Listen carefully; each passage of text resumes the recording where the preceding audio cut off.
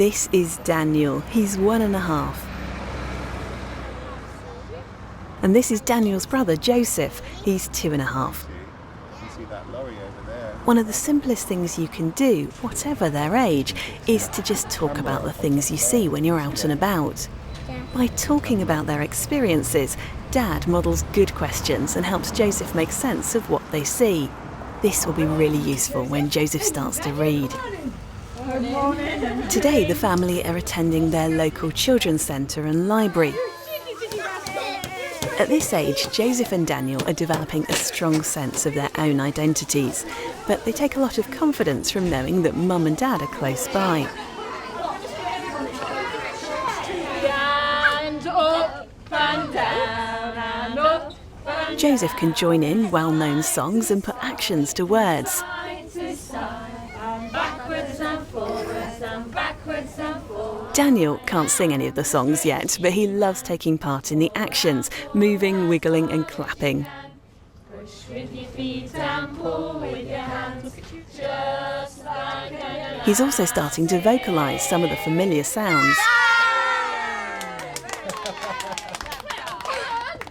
And then he saw this big, dark cave. It looked exciting. Once a week, the family takes part in an exciting story time for toddlers at their local library. This helps Daniel and Joseph to build and develop their social skills. No, that's what he did, and he's all safe. And that's the story of Fidgety Fish. At the library, Joseph has the opportunity to express himself by choosing his own books to take home. The animals. They are, they're animals, that's right. Do you know what that is at the back? That big one at the back? Yeah. You know what that's called?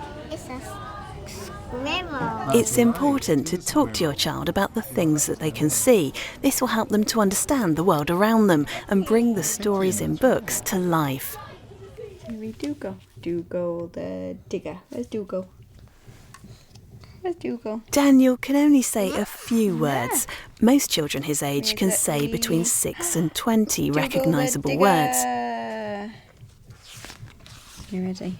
Where's the doggy? At this age, he really enjoys looking at the pictures in books and testing his vocabulary by identifying different parts of the picture. Where's he gone? There he is, the doggy, that's right. That one's a steamroller. Can you find the digger? That's right. What about the rabbit? He understands a lot more words than he can vocalise. Very good. That's right. Ready, stop! Shouted the foreman, waving a red flag. Wait there! We're knocking down a very tall building. Are you going to knock the building down, Daniel? Should we do it? You ready? Oh, 1. 2. Are you going to do it? 3! This type of role play really helps Can you say Daniel to crash? engage with the story. Say crash. Like lots of children his age, Joseph is particularly interested in certain well-known TV programmes. There are lots of books which feature the characters and stories from children's television. We might break it. Let's put Upsy Daisy in bed. Upsy Daisy. Another approach is to create your own stories together using toys of your child's favourite characters. This helps them to develop their imagination and a love of stories, which they'll take forward into their language and reading.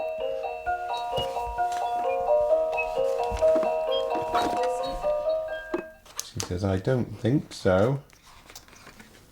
I can't. Sharing books at bedtime is the perfect way to end the day. It's a fun, warm and loving experience that's helping Hooray, Joseph grow catch into a it. confident learner, improving his listening skills, teaching him new words and settling him down, ready to go to sleep. Whoops. Butterfingers.